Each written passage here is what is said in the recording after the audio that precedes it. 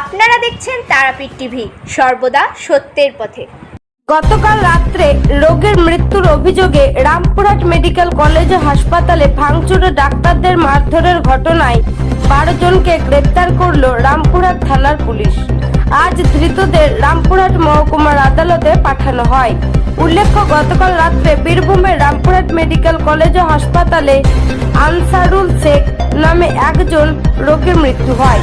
এরপর হাসপাতালে কর্তব্যরত চিকিৎসককে মারধর ও হাসপাতালে ভাঙচুর চালায় মৃতের পরিবার ও তাদের লোকজন। খবর পেয়ে ঘটনাস্থলে পৌঁছায় রামপুরহাট থানার পুলিশ। পুলিশ আসতে দেখে হামলাকারীরা গা ঢাকা দেয়। সেই ঘটনায় গতকাল রাত্রে হাসপাতাল সংলগ্ন বিভিন্ন এলাকায় তল্লাশি চালিয়ে 12 জনকে গ্রেপ্তার করে রামপুরহাট থানার পুলিশ। আজ ধৃতদের রামপুরহাট মহকুমার আদালতে তোলা হয়েছে। স্কুলের নাম কি? সাহেব শেখ। কিছু জানে না, মানে ও তখনই আসছে আর এসে মার্কেট হওয়ার পর পুলিশ আইতে ওই টাইমে চলে যাচ্ছে। বাড়ি কোথায় আপনার? ও জানেই না যে মারপিট হচ্ছে, ওটা যে লাশ দেখতে হবে বুঝে আসছে। আরও কত 12টা 12:30টার দিকে ধরে আসছে। এটা কতজন আপনারা ধরেছেন?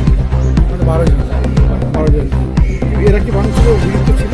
হ্যাঁ, ও ফুটেজে যাদিকে পেয়েছে তাদেরকে অ্যারেস্ট করেছে। আচ্ছা, কখন ধরেছে আপনাদের? কখনই ধরেছে না? মোটামুটি 8:30 পৌনে 9টা।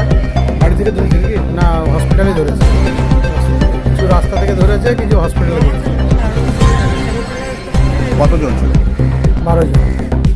আপনার নাম? আমার নাম নিহার আলী। কি নাম দিদি?